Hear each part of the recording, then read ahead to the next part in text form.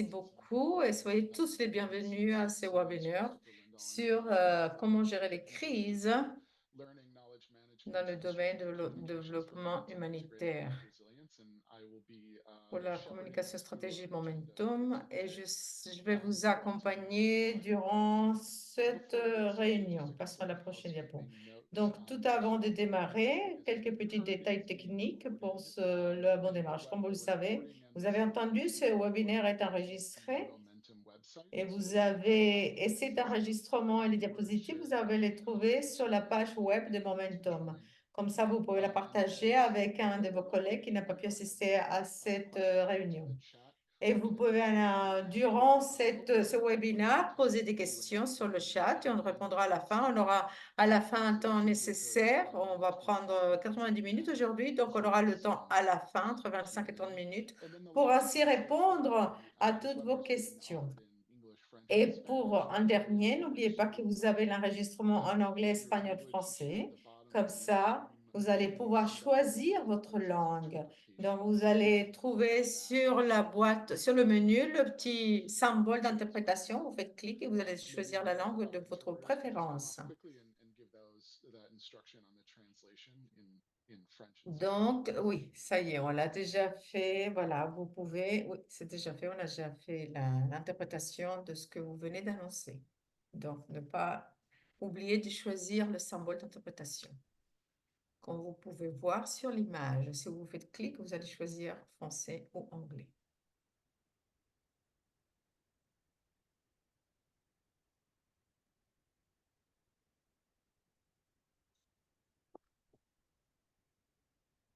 Okay, great. So let's go ahead to the next slide, and I'd Muy like. bien, vamos a la próxima Oh, diapositiva. okay. Go ahead. Sorry. Yep, go ahead.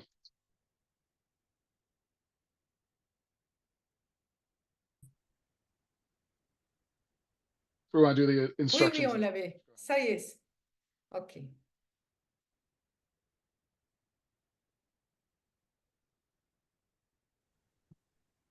Muy buenos días. Para poder escuchar Alors, bonjour, pour la, pouvoir entendre, la traducción en español, por favor, pour entendre la seleccionan traduction en en el français ou en globo espagnol, vous allez inferior, en la parte que choisir dice sur le petit interpretación, symbole, la partie selecciona inférieure où en c'est el écrit canal en que quiere interprétation, vous escuchar. allez choisir le canal de la langue de votre préférence.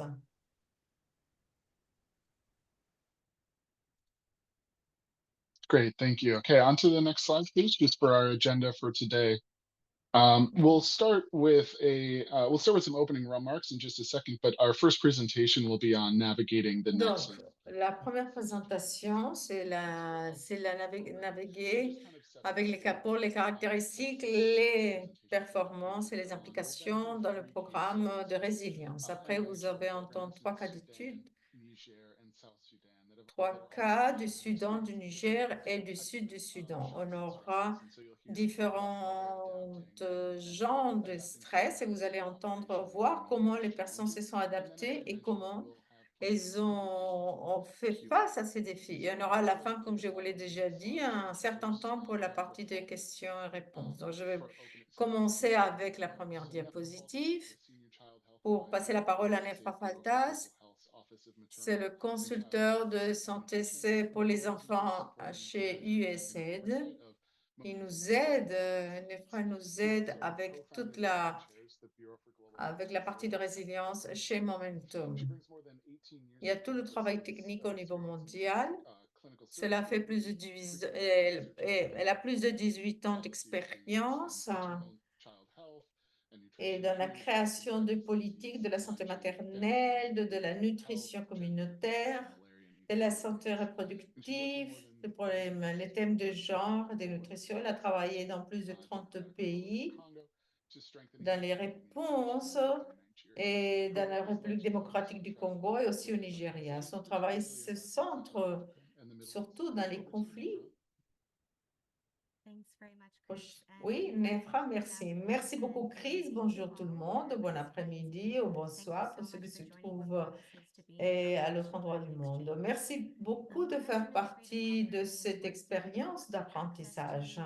L'idée, c'est de travailler et d'avoir accès Et tous les thèmes avec la santé maternelle, les nouveau-nés et planification, que ce soit du Mali, du Burkina Faso, Yémen et la République démocratique du Congo.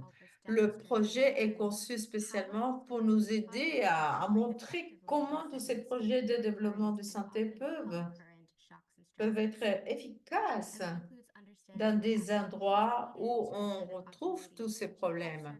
Il faut comprendre les approches pour pouvoir avoir une continuité dans les services, comment ces opérations, comment on peut faire en sorte que les personnes soient impliquées dans ces projets soient sûres, quand et comment appliquer des principes humanitaires d'impartialité, d'autorité et où, et en tant que projet, il va s'emboîter par rapport dans un environnement très complexe.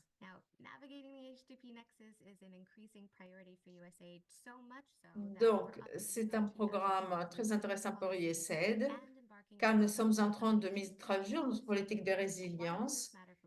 Et pourquoi c'est si important pour la santé publique? Car beaucoup de nos pays se trouvent dans des environnements de risque dans tous les thèmes humanitaires.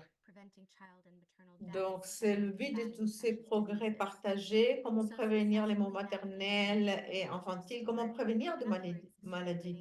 Donc, parler de toutes ces problématiques, c'est très important, car cela peut nous aider à protéger, à pouvoir ainsi construire de la résilience chez les communautés et voir et comprendre le besoin d'assistance humanitaire. Nous sommes très heureux d'être ici avec des experts de Momentum de ce programme au Soudan du Sud, Soudan, Nigeria, Soudan du Sud.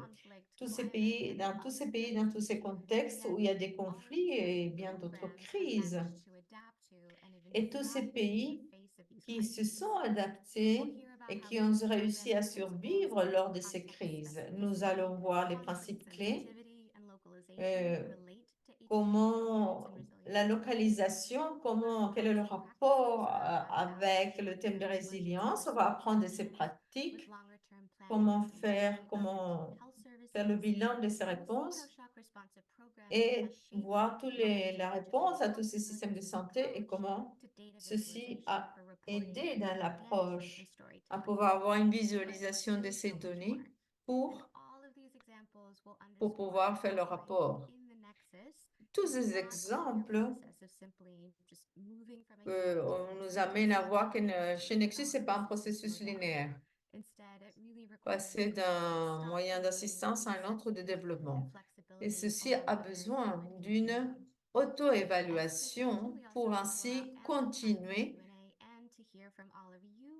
Donc, comme on l'a déjà dit au début, on aura à la fin assez de temps nécessaire pour justement répondre à vos questions.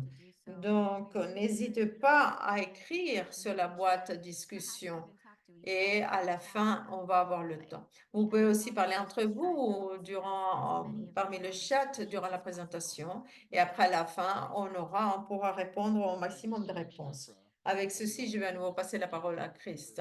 Merci, Nefra. Je vais passer à la diapo suivante pour notre première présentation qui vient d'Andrea Patterson. C'est la leader de résilience de santé. Cela fait 15 ans qu'elle travaille. Elle a une expérience de 15 ans. Elle a le soutien technique dans les secteurs du conflit et post-conflit en Afrique. Avant, elle était directrice et elle travaille aussi dans les thèmes de santé en Syrie et en Turquie. Donc, je te passe la parole, Andrea. Merci beaucoup, Chris. Donc, je vais allumer ma caméra une petite seconde. Merci beaucoup. Bonjour tout le monde. Bon après-midi. Merci beaucoup d'être ici lors de ce webinaire avec nous. Comme Chris nous l'a déjà dit, je vais parler avec vous par rapport à la navigation chez Nexus, tous les différents défis et les implications pour tous les programmes de résilience en santé. Donc, le développement humanitaire de Nexus, chez Nexus, parle de l'approche qui regarde les défis interconnectés et pouvoir ainsi apporter un développement long terme et pouvoir avoir l'assistance dans des domaines fragiles et dans d'autres contextes où nous opérons. Ce n'est pas un processus linéaire, comme a déjà été mentionné. On ne parle pas que de humanitaire à développement et de paix, un système de paix. Alors, quand on comprend, on sait que tous ces pays ont une expérience dans ces vulnérabilités, même dans le propre pays et dans les régions peuvent avoir différents niveaux de fragilité. Donc, il y a des thèmes en commun dans les différents pays. Des hauts niveaux de violence, par exemple, la vulnérabilité face au changement climatique, qui vont créer de nouveaux défis au point de vue de santé. Une des caractéristiques clés de pouvoir naviguer chez Nexus, je vais simplement parler de quelques-unes, c'est nous centrer dans le focus intégrateur, personnalisé, dans une approche focalisée, centrée et impliquer des différents facteurs, que ce soit le secteur privé tout spécialement, pour pouvoir adapter et pouvoir pivoter tous les différents travaux et nous centrer dans la résilience à long terme et le changement systémique. Mais la mise en œuvre de Nexus apporte beaucoup de défis car il y a beaucoup d'acteurs. Il y a souvent des acteurs avec les différents mandats autour de l'organisation, avec des défis de coordination avec toutes les parties prenantes. Donc souvent, comme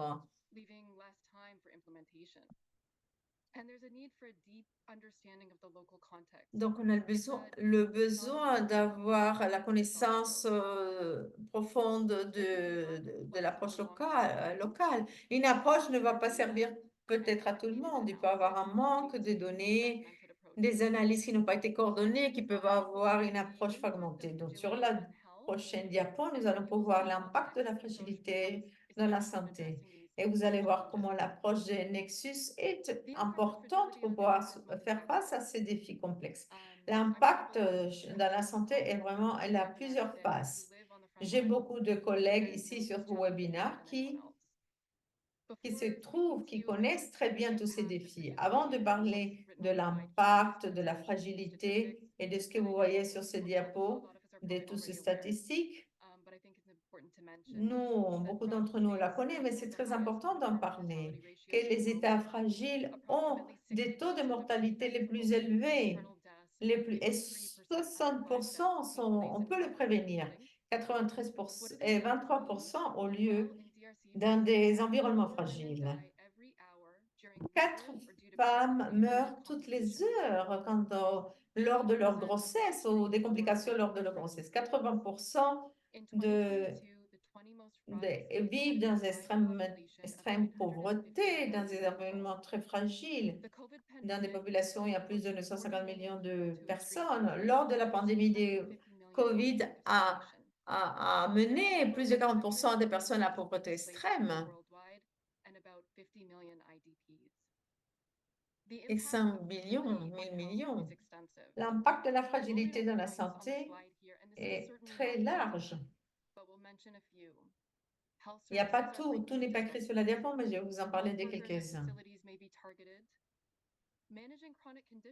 Les établissements de santé,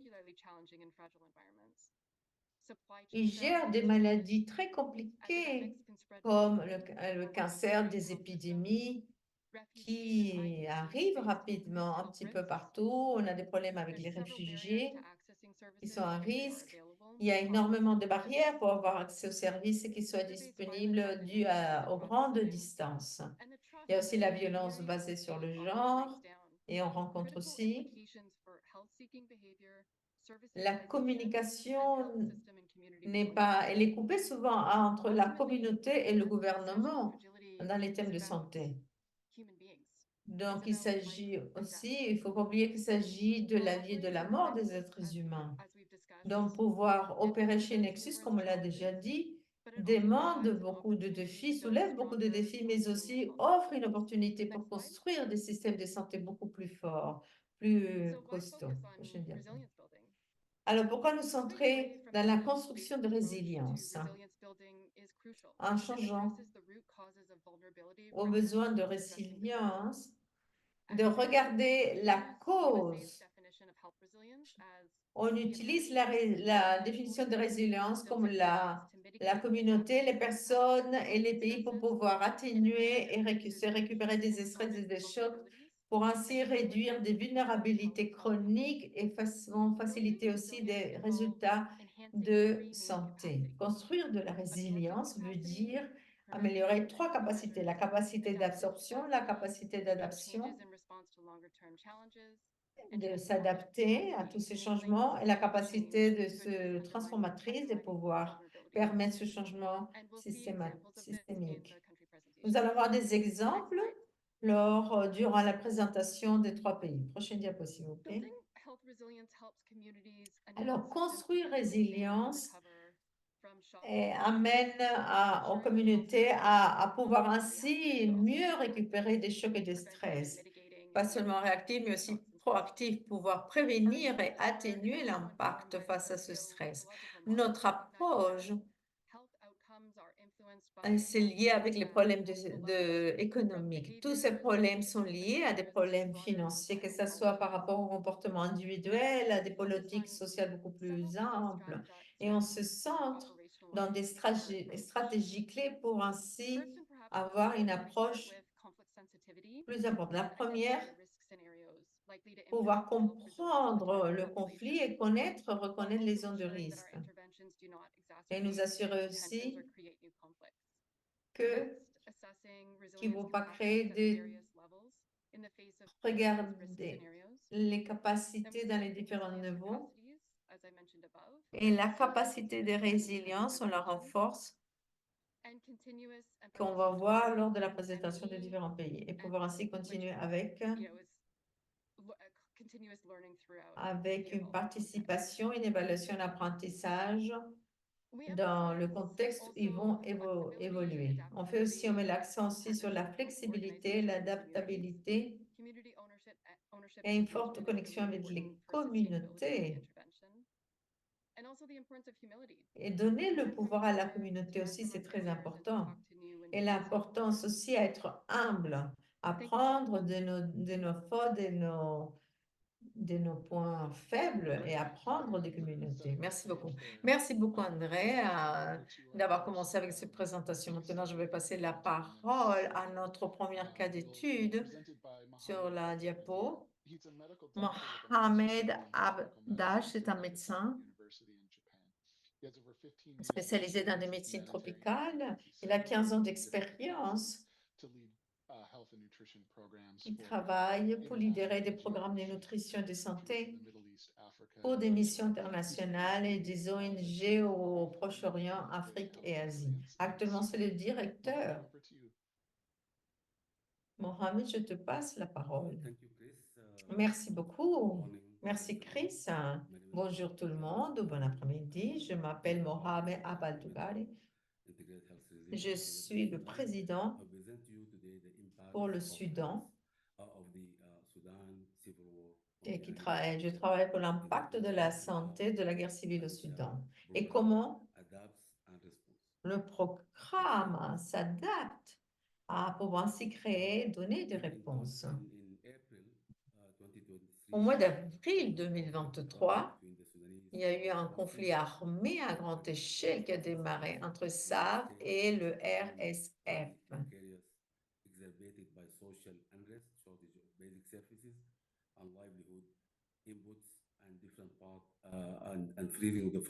Et il a créé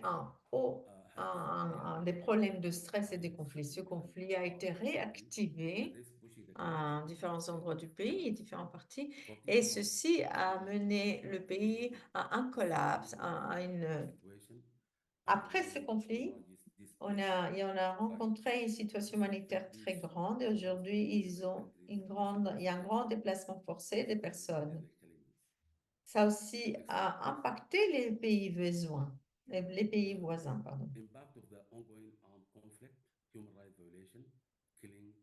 L'impact a été très fort, comme la violation des droits humains, le problème de violence sexuelle, la torture, Le déplacement forcé, les bombardements, 65%.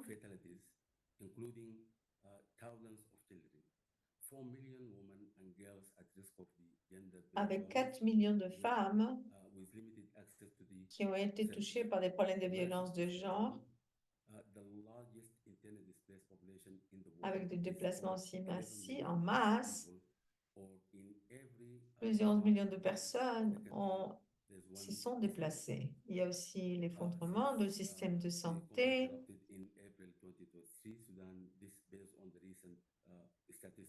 Le conflit a démarré au mois d'avril 2023 et une grande famine aussi et de la malnutrition aiguë. 4,5 millions de personnes. Et comme on l'a dit, c'est un effondrement du système de santé avec une croissance des problèmes des risques de santé environnementale. 65% de la population n'a pas accès au système de santé. Et il y a aussi une croissance, une augmentation de toutes ces maladies. 2 tiers de la région. Il y a eu différentes épidémies comme la malaria, la dengue et la méningite. C'est déjà plus d'un an qu'ils ont ces problèmes. Il y a aussi, on a une interruption de la chaîne d'approvisionnement. Ceci a eu un grand impact aussi. Ça a été affecté par tous ces problèmes. Prochaine diapo, merci beaucoup. Alors, quel est l'impact dans les opérations de tous les jours? Le service de santé a été interrompu, ainsi que la chaîne d'approvisionnement, l'accès restreint à la plupart d'endroits, une croissance du coût des opérations et un impact sur le personnel, du déplacement et aussi des impacts associés à comme un grand impact de la santé physique et mentale chez ce personnel. Et aussi,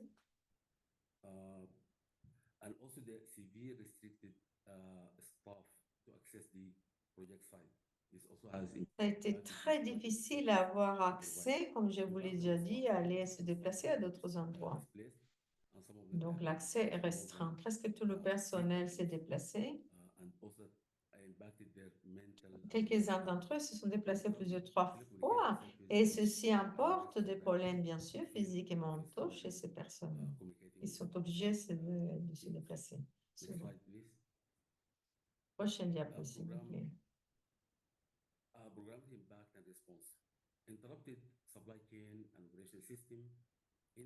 Alors, l'impact programmatique de réponse. Alors, les obstacles, c'est l'interruption de la chaîne d'approvisionnement et le système d'opération opérationnel, incapacité pour apporter tous ces intrants,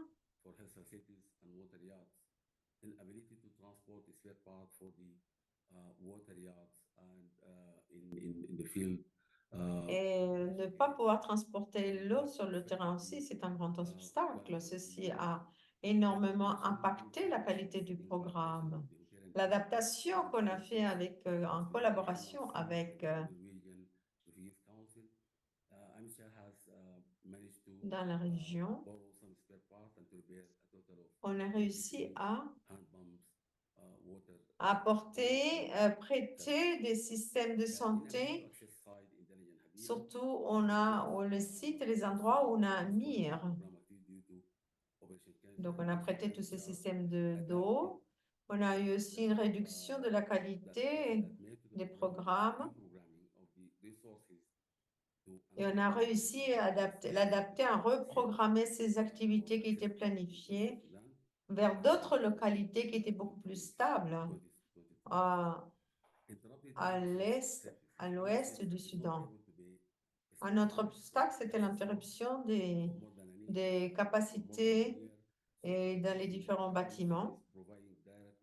Durant plus d'une année, l'adaptation qu'on a réalisée, c'est une provision d'une supervision virtuelle de MNCH, des fournisseurs MNCH.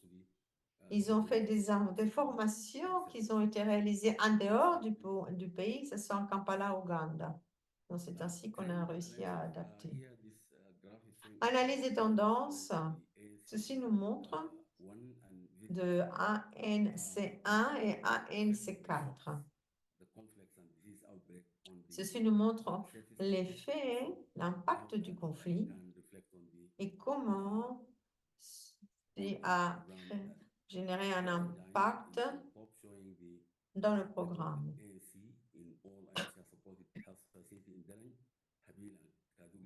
Le conflit a démarré entre RCF et SAF. On peut voir que le pic au mois d'avril a commencé à baisser au démarrage du conflit entre RSF et SAF. Après, on peut voir une autre grande ligne qu'au mois de juin, quand a démarré dans le sud. Il y a eu bien sûr une croissance de l'épidémie de choléra. Et on voit vraiment que c'était une grande montée. Et ces personnes cherchaient de l'assistance en santé et beaucoup de femmes.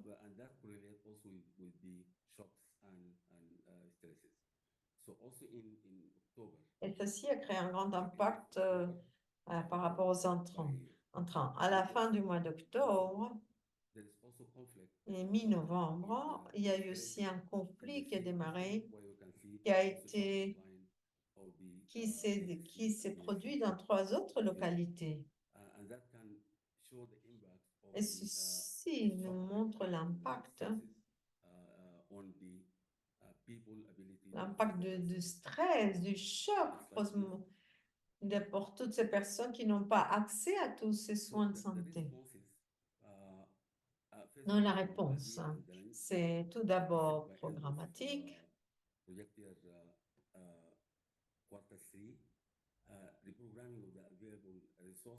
Alors, reprogrammer les différentes ressources, piloter des activités, changer d'emplacement pour ces activités où l'accès est encore possible,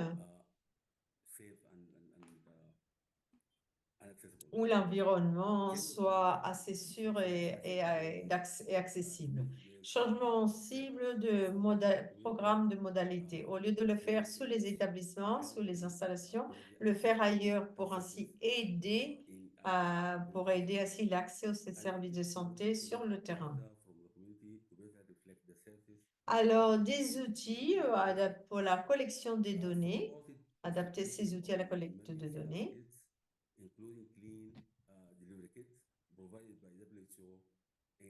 Soutenir la distribution de kits de santé pour les cas d'urgence et en réponse à l'effondrement. Dans le système de la banque, on a commencé à utiliser de l'argent grâce à des appareils électroniques, de mobiles par exemple, pour pouvoir faire le transfert de salaire, pour pouvoir ainsi payer les fournisseurs avec tous ces systèmes mobiles. Pour ceci, on avait besoin de cela dans différents domaines et sur le terrain avec ce programme.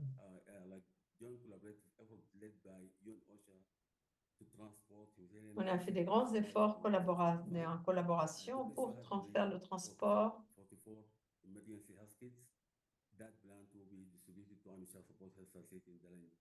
On a offert aussi différents kits de santé pour pouvoir aussi atténuer tous ces problèmes.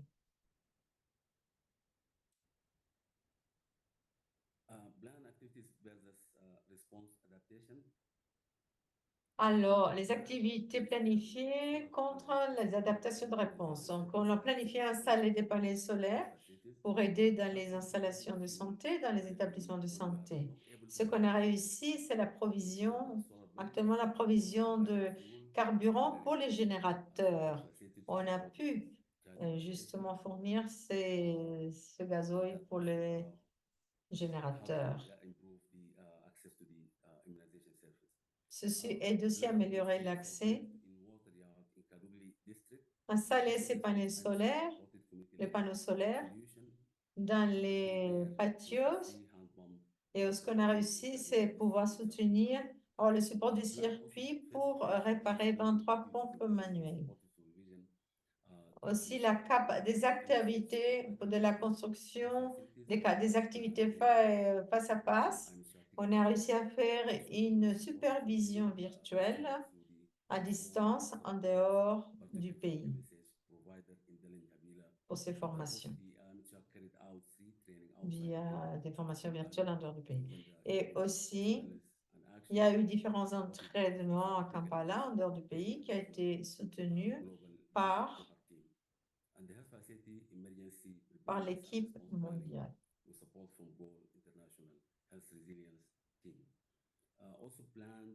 On a aidé aussi avec l'équipe de résilience. On a planifié aussi des visites sur le terrain, et ce que vraiment on a réussi à faire, c'est pouvoir recruter avec des conseillers locaux, avec la communauté même pour aider à la management à distance virtuelle.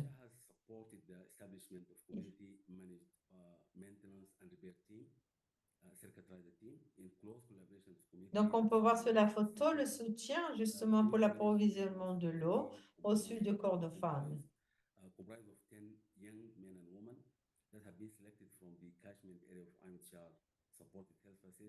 Donc, un groupe d'hommes et de femmes qui ont aidé, qui ont été entraînés et qui ont été équipés pour ainsi réparer et faire l'inspection, surveiller.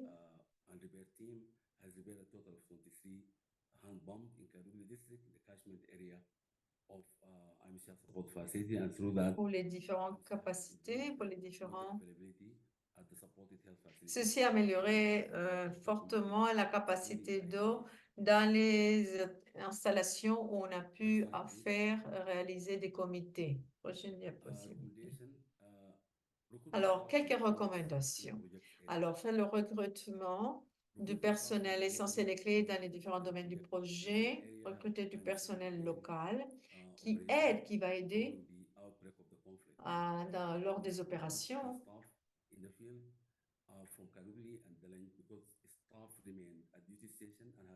Et trouver directement de l'endroit où les personnes ont été impactées, affectées. C'est très important, justement, recruter du local. C'est quelque chose de clé. Et travailler aussi avec les leaders et clés des institutions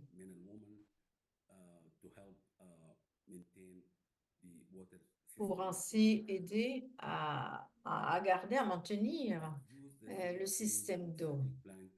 Utiliser la théorie du changement et la planification stratégique pour ainsi répondre au changement dans ces environnements très compliqués. C'est nous adapter.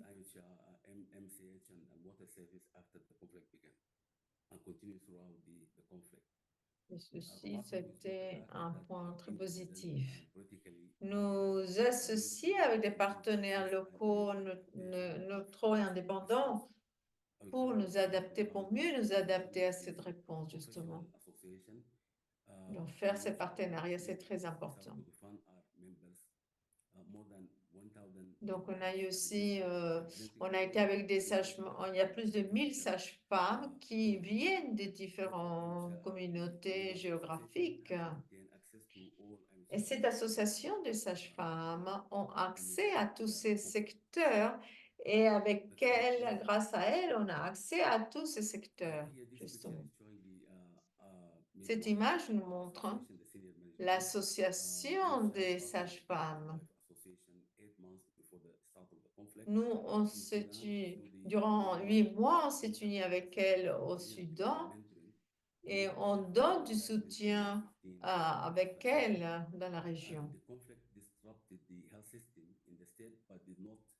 Et le conflit, comme le système de santé s'est effondré, heureusement, ces associations comme celle-ci de sages-femmes ne s'est pas arrêtée. Donc, grâce à elles, on a pu réussir à continuer avec ce service de santé, malgré que le système de santé se soit effondré.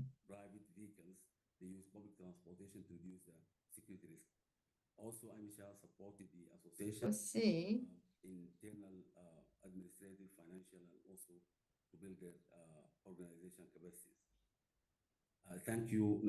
pour aider avec cette association. Merci à cette association. Bon, je vais passer la parole au prochain cas d'étude. Merci beaucoup, Mohamed. Je vois qu'il y a une question sur le chat, mais on peut très bien répondre toutes les questions à la fin durant la session de questions et réponses. Je vais passer maintenant la parole au prochain présentateur pour le deuxième étude de cas. C'est Mukarram Sagana. C'est un épidémiologiste. Avant de faire partir de Momentum, c'était le directeur du USAID pour améliorer l'amélioration des systèmes pour l'Afrique francophone. Il a travaillé dans les différents niveaux du système de santé au Nigeria. Je te passe la parole alors, au Niger. Je te passe la parole. Merci beaucoup. Bonjour tout le monde. Pour moi, c'est un grand honneur de pouvoir partager l'expérience ici avec vous du Niger. Après,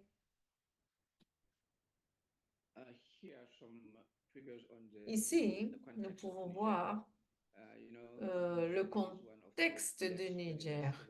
Niger, c'est un des pays où l'indice de développement se trouve derrière de l'indice de développement des Nations Unies. Et c'est un pays qui expérimente aussi des problèmes, des problèmes politiques.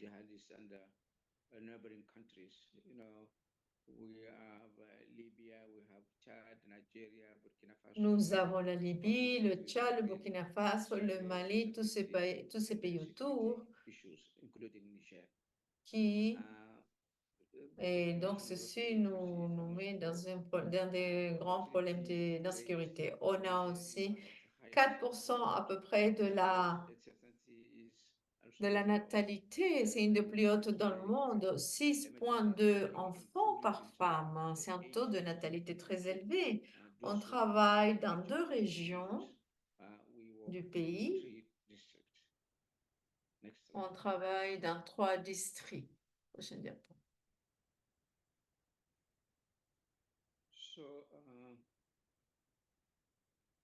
To this really fragile, I would say, setting, there was a coup and its consequences. The first Il y a eu une prise militaire, il y a eu un coup militaire et avec des sanctions de la part de ECOWAS, que c'est les États économiques de l'Afrique de l'Ouest.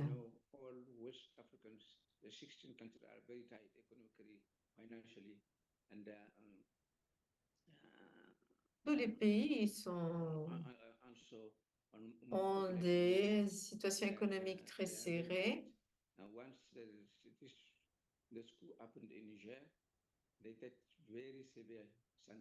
Alors, on a eu des sanctions très fortes et à cette époque-là, dû à ces problèmes politiques, ils ont fermé les frontières.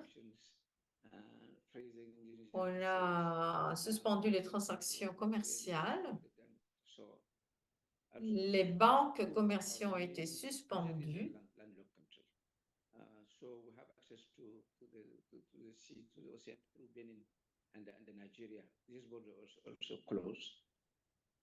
Les frontières ont été fermées.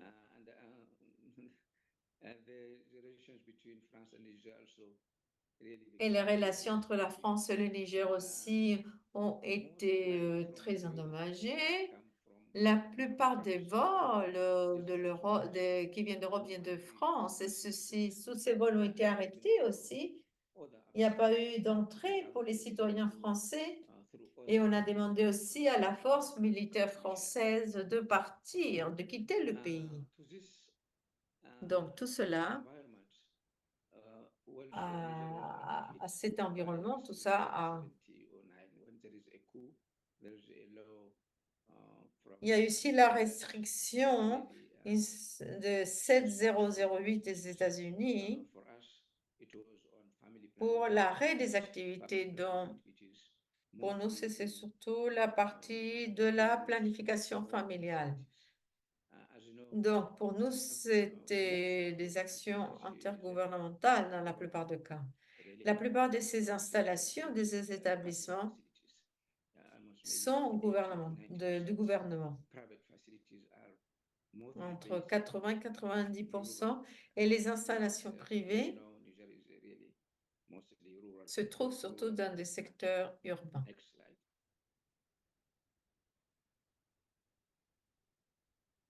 So, Donc, what was the impact on the day-to-day operations? donc, quel a été l'impact dans ces opérations de tous les jours, du jour à jour, de tous les jours? Donc, la suspension, Family planning activities. on a dû arrêter toutes les activités de planification familiale, car avant ceci, c'est trouvé dans les installations gouvernementales. Donc, on a dû s'adapter pour nous centrer, surtout dans le secteur privé et au niveau communautaire,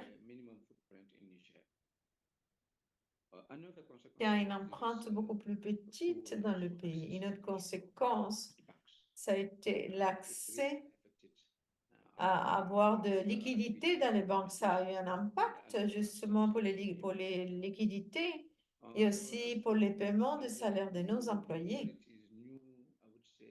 Il y a aussi des nouvelles autorités administratives, de nouveaux gérants qui ont été remplacés. Donc, on a dû gérer avec ces autorités, ces nouvelles autorités. Et on a perdu le soutien des leaders. Donc, on avait mis ça en place depuis 30 ans. Donc, on a dû créer avec Momentum, avoir une aide positive de soutien. Des gérants aussi des gérants dans les domaines de santé. Donc, on a eu une perte d'investissement dans les formations, dans les actifs.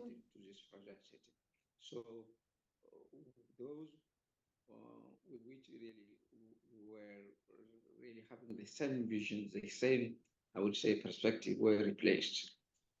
So, and there were a Dans little cette vision commune que nous avions de mire, on a commencé malheureusement à la perdre.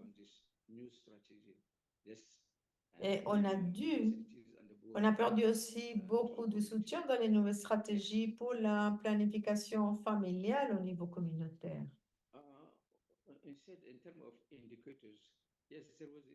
Donc, en termes d'indicateurs, quel est l'impact dans le domaine de la planification familiale?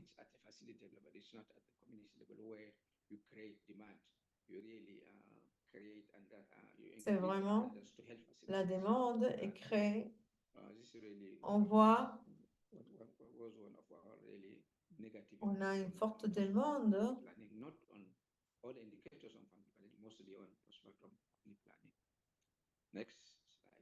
Les indicateurs dans la planification familiale.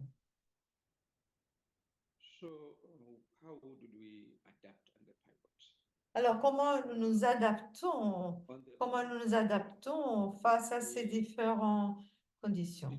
Donc, du côté opérationnel, nous avons réalisé beaucoup d'adaptations dans le domaine pour la gestion.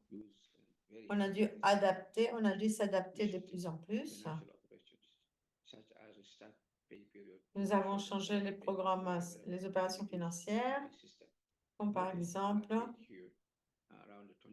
la période, on l'a payé le 28 de chaque mois, le salaire, et les banques à ce moment-là étaient vraiment très, très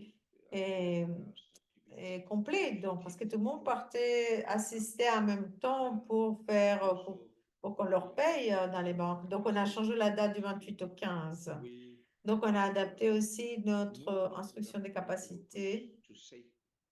Dans les thèmes d'insécurité, pour rendre des environnements beaucoup plus sûrs, on a utilisé des immeubles locaux Donc, on a fait des notifications aux banques, par exemple 2 mois à l'avance, sur le besoin d'avoir de liquidité, avec l'idée de pouvoir assurer la disponibilité de cet argent liquide.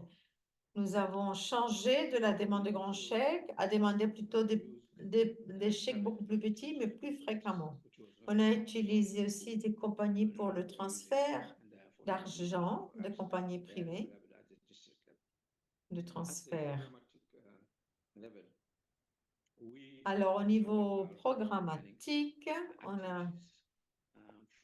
on a changé les activités de planification familiale au niveau communautaire.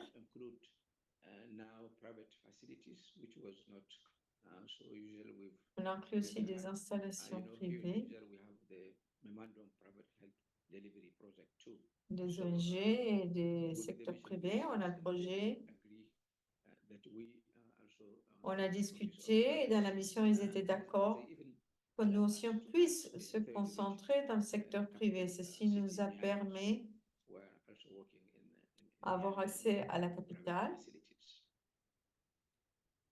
dans des installations privées. On a eu aussi des grandes discussions pour un élargissement du rôle de la communauté pour la planification familiale. On a aussi nos stratégies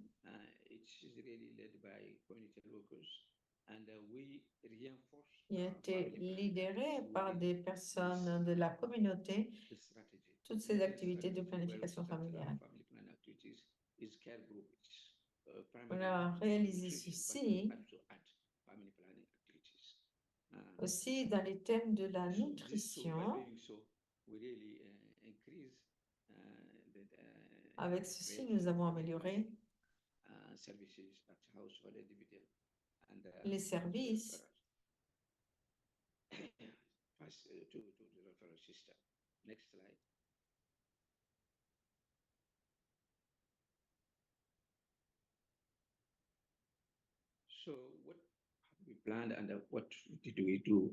Donc, qu'est-ce qu'on va faire? Quelles sont les activités qu'on a planifiées et quelles sont les adaptations que nous devons réaliser?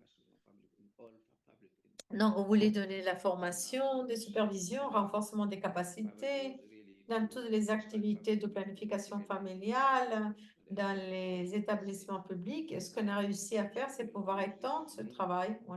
Avec les communautés, on l'a étendu et avec aussi les ONG locales. Nous avons pu arriver à des installations de Niamey, d'Osso, Ottawa, ce sont d'autres secteurs. On a planifié aussi avoir de l'assistance technique à court terme chez les personnes pour aider justement à ce personnel international, pouvoir le former.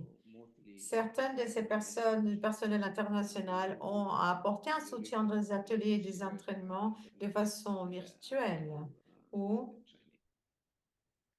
on a eu l'aide d'Internet justement pour cette formation à distance. On a planifié aussi garder les politiques financières et des opérations et les procédures. Ce que nous avons fait, c'est que nous avons révisé quelques politiques opérationnelles et financières et des procédures. Et comme résultat, on a réduit l'utilisation du système bancaire. Comme je vous l'ai déjà dit, par exemple, le paiement des salaires, etc. Prochaine diapo.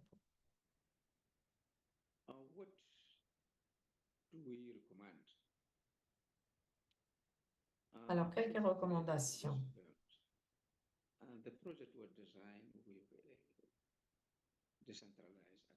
Non, c'était une leçon en prise. Accroître le suivi et créer des activités décentralisées dans le district et au niveau régional. Ceci va nous permettre d'être beaucoup plus près où les opérations ont lieu. Même avec la prise, on a utilisé notre personnel pour donner un soutien continu aux activités.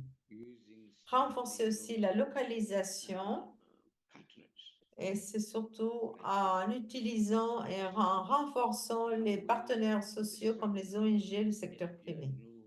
On a aussi renforcé nos partenariats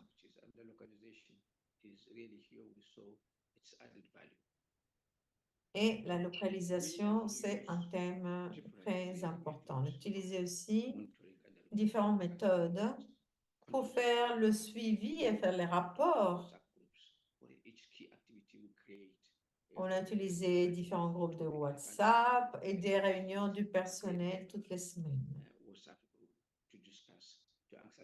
pour ainsi discuter et pouvoir répondre à des questions et partager des messages, etc. Donc aussi, on s'avance.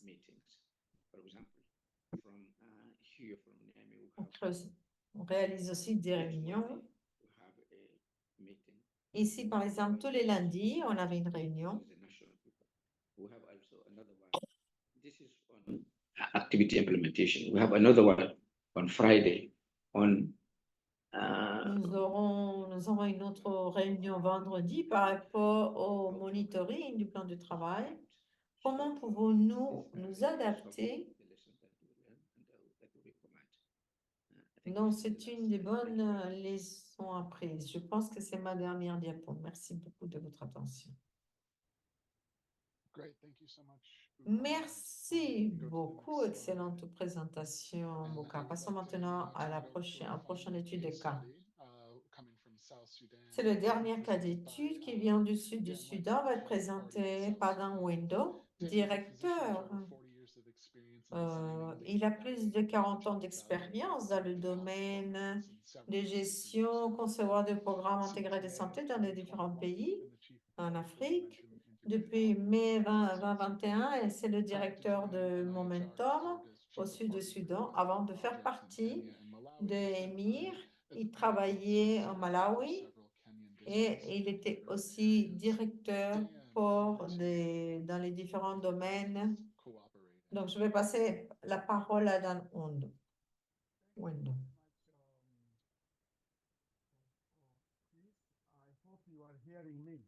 J'espère que vous m'entendez correctement. Car je suis en train d'utiliser notre ordinateur. On t'entend trop bas. Si tu peux un petit peu t'approcher du micro, ce serait génial. Très bien, merci beaucoup.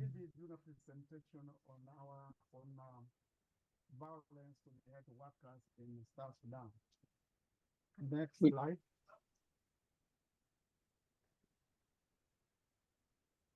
Next slide.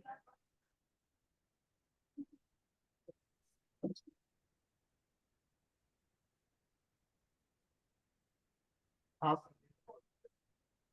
Prochaine diapo. Yeah.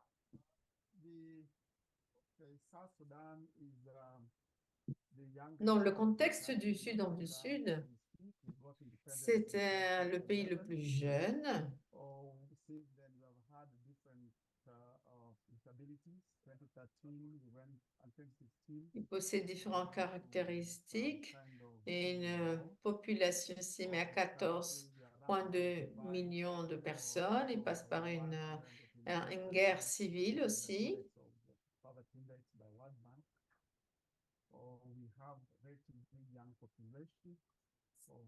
Alors, la projection de la population en dessous de 30 ans, c'est 73,4%. Le taux de néonatal de mortalité, c'était 39 pour 1000 nés vivants. Et la taxe de mortalité avant 5 ans, c'est 99 pour 1000. Et le taux de mortalité maternelle est de 1223 pour 100 000 naissances.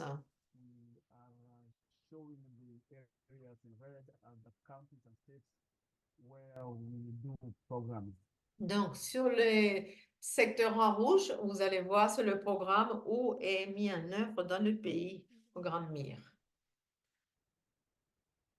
Alors, next. The internet is slow on my side. I believe you must be having a slide on talking about violence. Je pense les diapos ne sont pas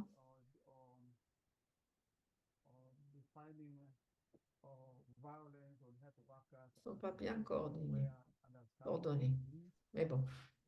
or threatened with a weapon. Alors, la violence Personally, I've contre told la them violence contre les that travailleurs, les agents de santé. Il y a des incidents où le personnel a été abusé, menacé par des circonstances liées à leur travail, que ce soit quand ils vont de leur endroit de travail ou à leur maison ou à l'envers. Donc, ils ont des défis implicites sur la sécurité, le bien-être et la santé. Donc, des facteurs individuels que nous avons, c'est le genre, problème de genre,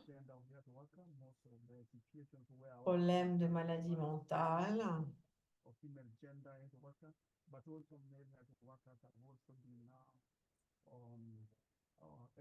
Il y a une grande croissance de la violence de genre contre ces agents de travail quand c'est des femmes surtout. Même si les hommes aussi ont reçu certaines menaces, ceci amène à des problèmes de santé mentale. Aussi des problèmes d'alcool, l'utilisation de drogue chez les patients. Ceci amène à des violences, certaines violences des patients vers les agents de santé. Les facteurs organisationnels, c'est le manque de personnel et aussi le stress dans le lieu de travail et la méconfiance qui est créée, qui se génère à certains moments. Les gens n'ont pas confiance. Il y a des facteurs environnementaux. Nous avons par exemple des problèmes d'électricité, peu de lumière et peu de sécurité. Et tous les facteurs sociaux ont un rapport avec la norme sociale, des problèmes avec le conflit et la violence dans les différents secteurs. Ça fait partie des facteurs sociaux. Prochaine diapo, s'il vous plaît.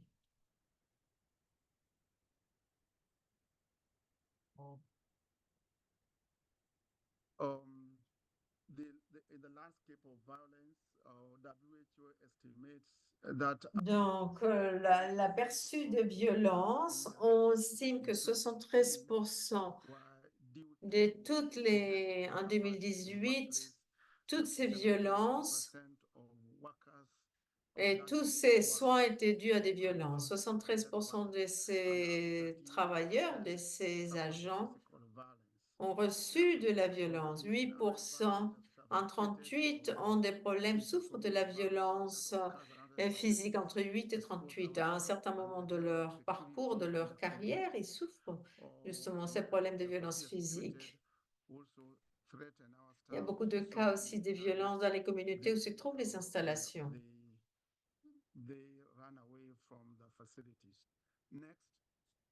Et ceci amène à que les agents ne se déplacent plus à ces installations, par exemple. Donc, c'est un grave problème. Dans le contexte du Soudan du Sud,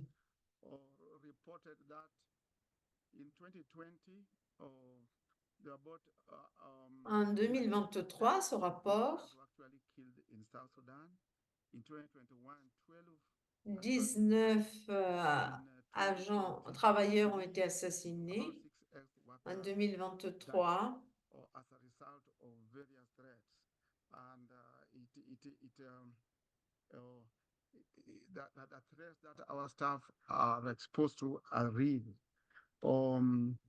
donc, tout notre personnel est vraiment exposé et nous avons des situations où les agents de santé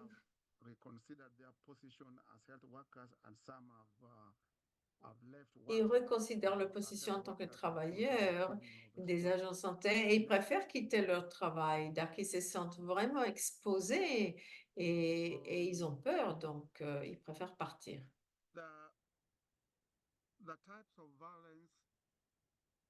Dans les différents types de violences par rapport à toutes ces violences envers les agents de santé au sud du Soudan. Donc, nous avons tout d'abord la discrimination et des stigmatisations.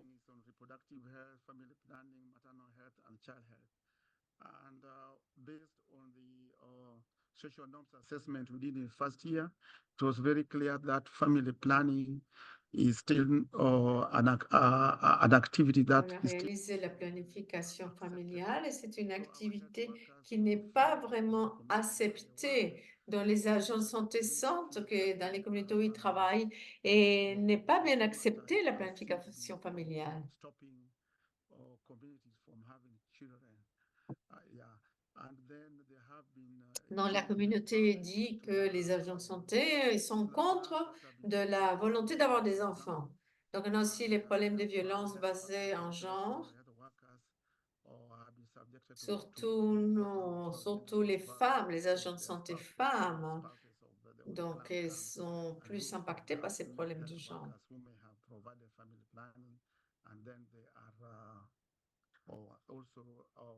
Exposed to shouting and threats. Next. Car elles sont exposées par les leaders, car ils disent, c'est les leaders, que les femmes vont contre de la planification, le fait d'avoir des enfants. Donc, l'expérience de la violence contre les agents de santé au sud du Soudan, l'expérience MIR. By armed threats here, we mean the male spouses coming armed with an automatic weapon. And, alors, quelqu'un qui arrive avec une arme, par exemple automatique,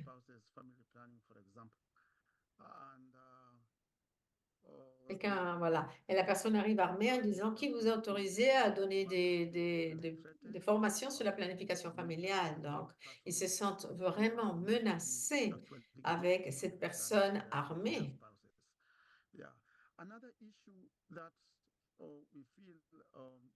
Un autre problème aussi,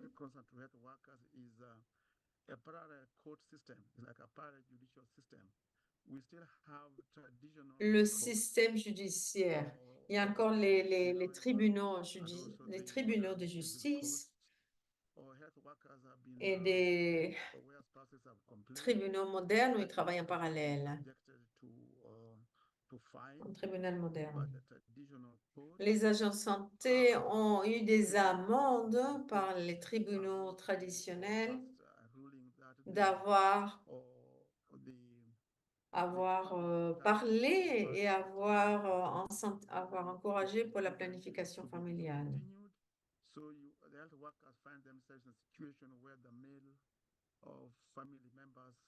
Dans l'autorisation de leur mari. Donc, les hommes du clan de cette communauté with understanding that the family planning devices and implants should be removed. So the health workers really feel demotivated because here they have to do what the court may have. Donc, ces agents de santé vraiment se sentent découragés. Donc, ces tribunaux, soit ils vont comparaître à ces tribunaux, soit ils ont leur vie menacée.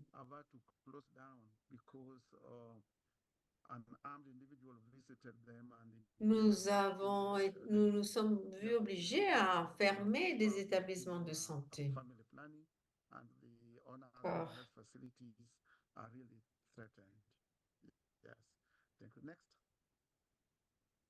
Car les maris de ces femmes qui ont reçu des méthodes de planification menacent les établissements. Donc, on a été obligé de les fermer.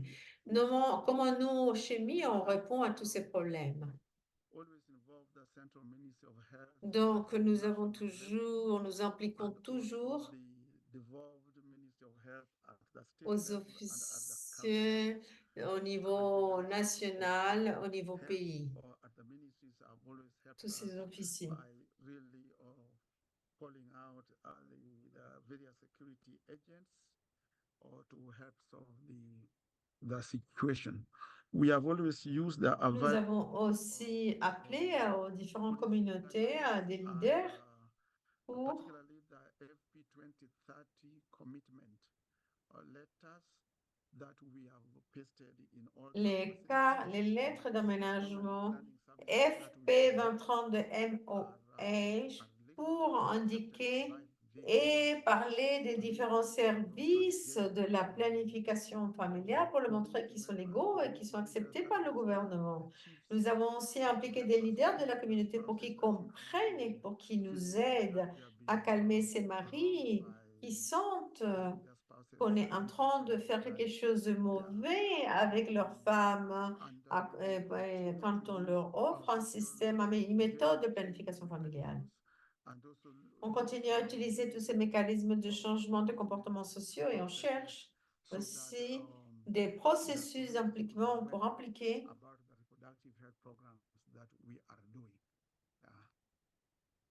les communautés pour qu'ils comprennent ce que nous sommes en train de réaliser dans le thème de planification familiale. Alors, quelles sont les mesures d'atténuation, de mitigation de mire que notre programme a, que nous avons fait pour atténuer justement et pouvoir avoir une réponse? Donc, préparer la communauté, les leaders de la communauté à se préparer à un plan de réponse, pas seulement face aux désastres naturels, mais aussi où nos membres, ou aussi quand nos membres du personnel sont exposés à cette violence. Nous avons aussi utilisé des menteurs, Boma Health Workers, les agents santé,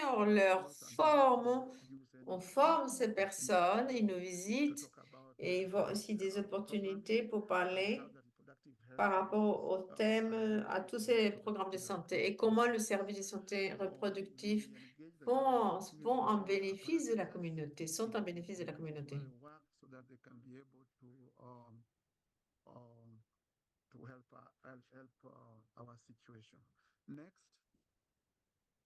On fait aussi des scénarios de simulation dans les communautés pour que ce sont des essais chez les communautés de simulation.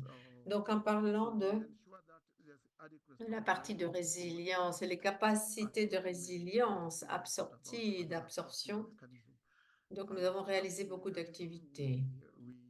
Et comme mécanisme adaptatif aussi, nous avons des menteurs à la santé pour qu'ils puissent avoir des performances dans ces domaines de résolution des problèmes quand il y a des discussions, des problèmes. Donc, ils sont formés. Nous avons aussi différents outils.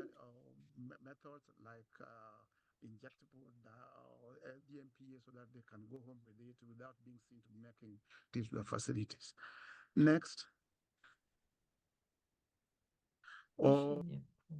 On the transformative resilience, we continue working with Donc, dans la résilience de transformation, on travaille avec différentes approches du gouvernement pour regarder les politiques et nous assurer qu'il y ait une mise en œuvre de politiques par rapport au plan de santé pour ainsi réduire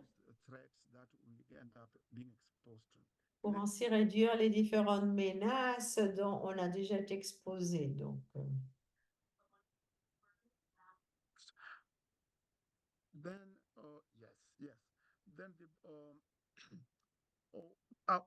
our work with the community health workers, the Boma Health Workers. Donc, notre travail avec la communauté, avec les agents de santé, nous avons fait des processus de préparation comme plan de réponse aussi. Nous réalisons des essais de réponse.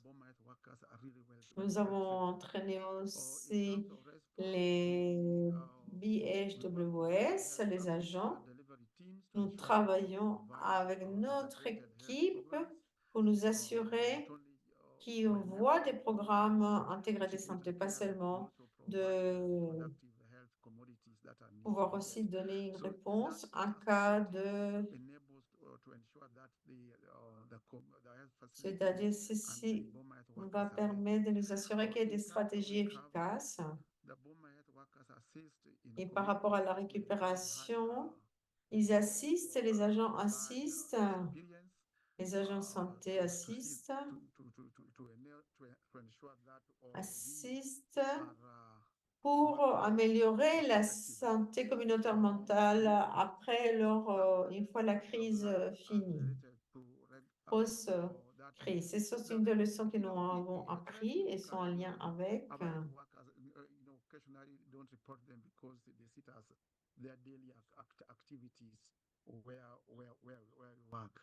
Yeah, and we also continue to engage with the local leaders. Next, some Yeah. of the takeaways Et on travaille avec.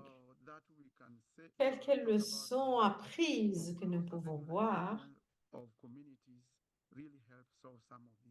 Impliquer les communautés nous aide énormément avec les activités quand on a des problèmes.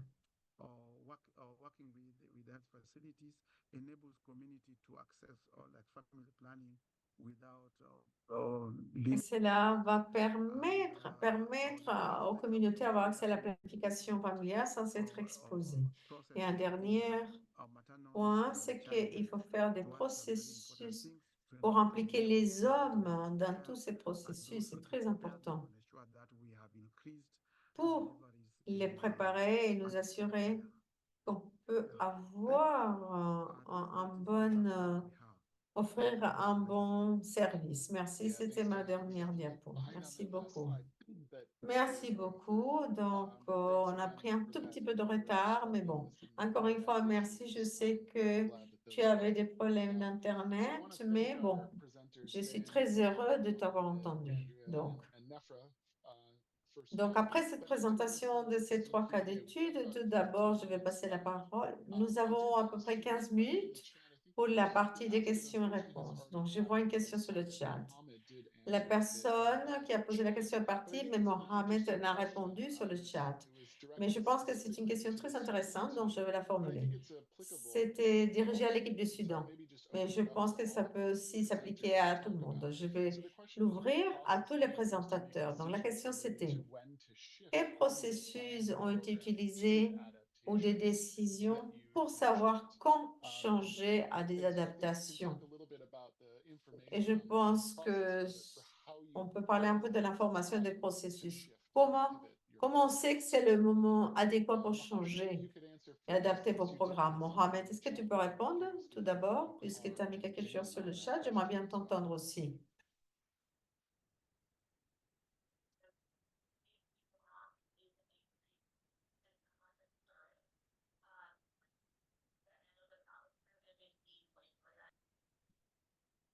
Mohammed, are you still there? You're on mute. Yeah, Did you thank get- you. Mohamed, est-ce que tu es là ou tu t'es... Ouais. Actually, we benefited from all the advanced tool that we provided by we received from the AMSHA senior management team and core team, like the shock log that help us to analyze systematically Donc, all the stressors and how they nous, on regarde tous les impacts et tous les stress, et ceci nous a aidé comment faire le pivot de façon adéquate, comment naviguer adéquatement. On essaie de s'adapter avec l'information disponible et d'autres analyses que nous réalisons. Les analyses des situations, et quand nous comparons et on fait la triangulation, ceci nous donne une image réelle de ce qui se passe et comment ceci peut avoir un impact aux différentes interventions à long et court terme. Construire aussi avant de commencer le conflit pour ainsi anticiper des alternatives, des routes alternatives pour ainsi apporter ce soutien. Le transfert, par exemple, de liquidité, par exemple, en utilisant l'argent, par exemple, parmi les téléphones portables, aussi à un effondrement du système bancaire. Tout ceci nous a beaucoup aidé. Et aussi dans le guide que nous avons, que nous recevons des admissions, nous a aidé à dire, à considérer, à prendre en compte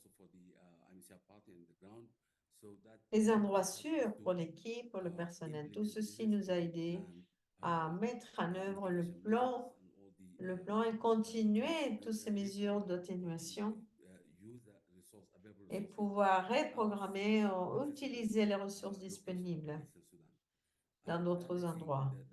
All about working in a smaller team in country and wider team Et en, with amateur technical et en development, travaillant avec une petite équipe dans le pays, nous aide aussi beaucoup.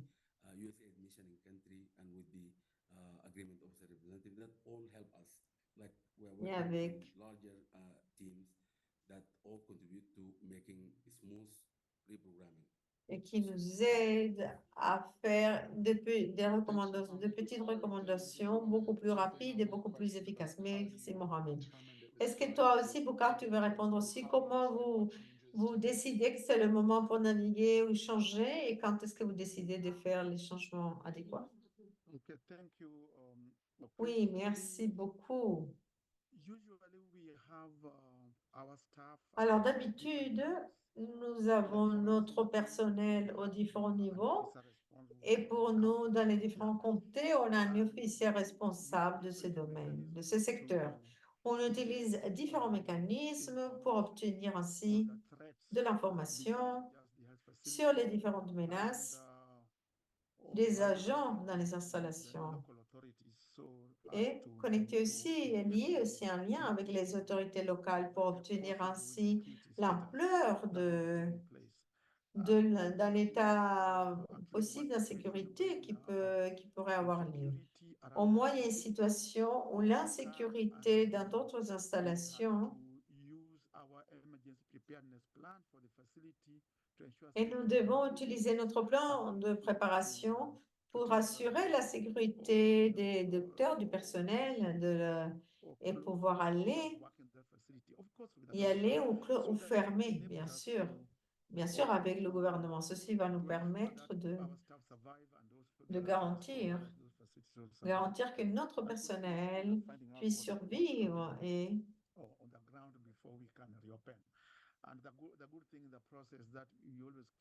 et savoir vraiment ce qui se passe sur le terrain. Et toujours avoir le donateur informé par rapport à ces différentes menaces pour ainsi continuer. C'est vrai, il y a certaines situations où il y a eu des choses qui se sont passées et on agit rapidement. Et on appelle très rapidement au gouvernement existant pour avoir de l'aide. Nous assurer que le personnel sur le terrain soit en sécurité, c'est un des points les plus importants. Merci beaucoup, merci. Oui, de fait, durant ces crises, notre travail c'est de pouvoir mener des activités continues, en continu. Que faisons-nous alors pour que le projet ne soit pas menacé? Donc, nous avons certaines références. C'est une affaire de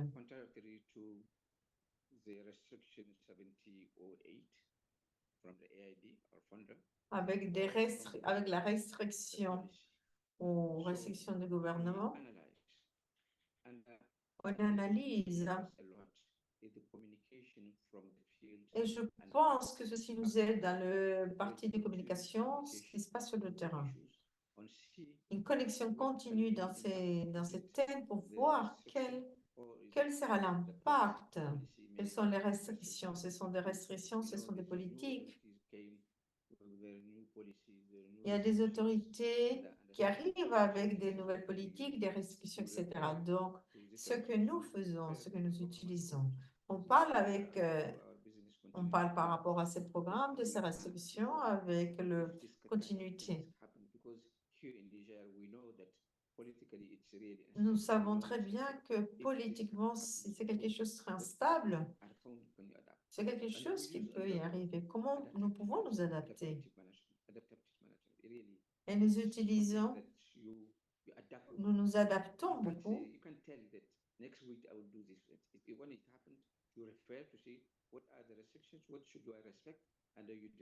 Nous regardons les restrictions, on regarde ce qu'on peut faire à ce sujet et ainsi on décide avec une équipe de communication de travail et nous menons un dialogue développé pour ainsi réussir toutes ces actuations, agir à temps. Je pense qu'il y a d'autres questions et certaines ont déjà répondu par rapport à l'impact qu'ils ont eu. Comment vous avez répondu? Est-ce que tu peux nous parler un petit peu de comment tout ceci a eu un impact sur votre personnel? Quelles mesures vous avez prises pour qu'il y ait une sécurité physique Yes, pour Chris, vos, indeed, we are lucky here pour that we vos really agents de have santé? a Oui. security officer Dans notre équipe, nous avons un officier de sécurité nationwide. I would say qui a, so each time that we go something or we plan an activity, we refer first to him. Say, nous planifions, on a planifié une activité, and he will check within his network and say yes. on fait une réunion et on regarde avec eux qu'est-ce qui est sûr qu'il ne faut pas faire. Donc, eux, ils nous donnent la lumière, le feu vert. Et après, on parle avec les autorités locales.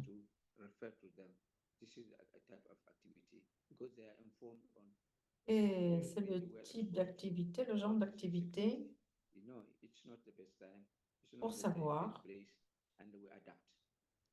Alors, il y a des fois, ce n'est pas le meilleur moment pour le faire, donc on doit s'adapter, comme je vous l'ai dit.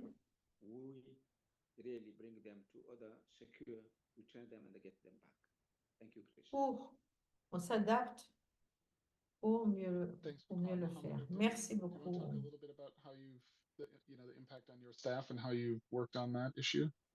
Très bien. Et comment était dans ton cas? Merci, Chris. Oui, l'impact a été de façon, un grand impact. Ce qui nous a aidé, c'est que nous avons utilisé ces ressources dans l'agence où il y a l'équipe de communication qui nous aide pour garder les communications avec l'équipe et pouvoir ainsi offrir une bonne réponse. Être communiqué tout le temps et nous assurer que tout le monde soit en sécurité.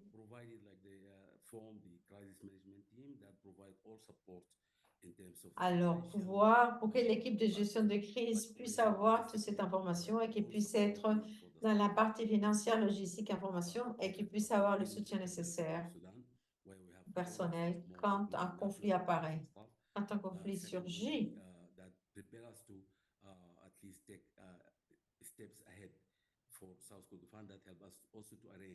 Et être toujours un petit peu en avance par rapport à la situation. Le soutien que nous recevons aussi, c'est un soutien social qui aide beaucoup les équipes, qui ont eu un impact mental dû à la situation et au déplacement.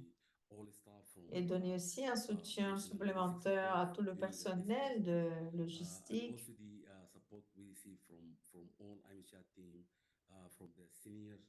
Par l'équipe de logistique pour regarder tous les déplacements et au niveau senior aussi. Et un soutien de tous les jours qui nous aide, ce soutien nous aide.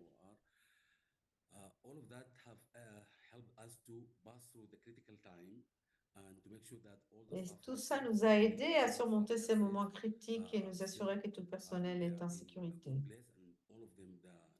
Et qu'il se trouve dans un endroit sûr et qu'il puisse avoir une bonne connexion Internet, par exemple, et une communication constante.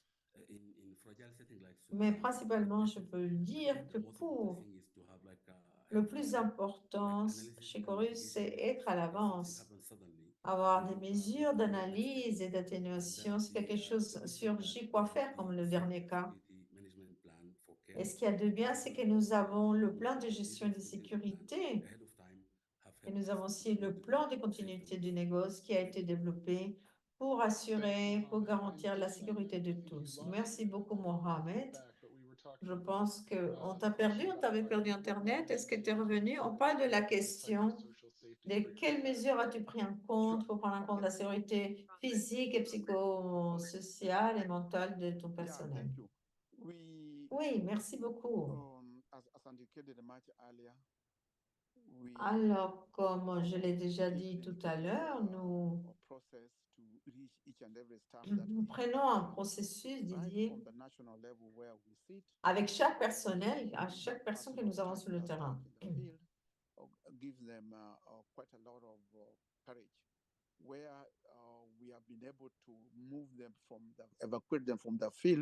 On leur donne, on leur déplace. de ce terrain à d'autres installations où on leur permet de continuer à donner des services, mais dans d'autres installations, et on s'assure qu'on peut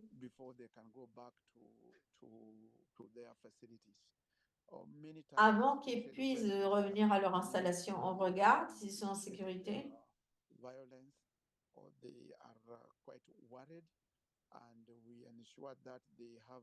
Dans ces communautés.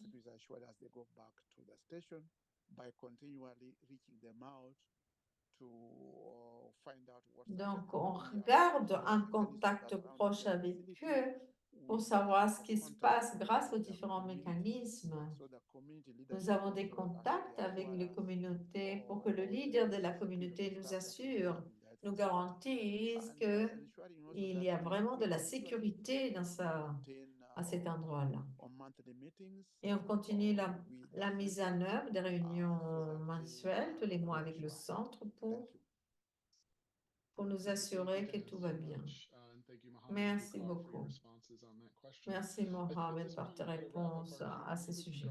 Donc, je pense que nous pouvons aller à la prochaine diapo. Simplement vous informer, vous tous, des webinaires à venir, les prochains webinaires. Donc, le premier aura lieu dans 2 semaines, c'est-à-dire pour renforcer la planification familiale et la SRA, la sexualité reproductive. Alors, on travaille avec nos collègues pour ainsi adapter le FP 2030. C'est un webinaire qui va être centré sur la planification familiale et la préparation en cas d'urgence. Donc, nous allons avoir aussi un webinaire au mois de juillet, le 23 juillet, la partie de tous les chocs, les stress et des résultats et dans la santé. Après au mois d'août et septembre, on parlera des différents défis de la chaîne d'approvisionnement et la disponibilité des intrants. Et à la fin, on aura un autre au mois d'octobre en français sur le rôle des secteurs privés pour améliorer l'accès à la planification familiale et la santé reproductive chez les adolescents et les jeunes dans l'Afrique de l'Ouest francophone. L'idée, c'est de pouvoir avoir toutes ces activités que vous les programmiez. Donc, elles seront dans la page du Momentum et vous pouvez le mettre aussi sur le chat ou vous pouvez suivre aussi Momentum sur les réseaux sociaux, surtout dans LinkedIn. C'est une très bonne façon d'avoir la mise à jour. Vous allez voir tous ces webinaires et aussi d'autres événements de chez Momentum. J'aimerais bien passer à la prochaine diapo. Merci à vous tous d'être là, d'avoir assisté à ces webinaires. Merci beaucoup aux 3 présentateurs de nous informer à chaque fois de ce qui se passe et merci de vos présentations. Et à vous tous par vos questions dans le chat. Que c'est une excellente journée. Et l'idée, c'est de participer au prochain webinaire dans les prochains mois. Merci à vous tous. Je vous souhaite une excellente journée. Merci beaucoup. Bonne fin de soirée.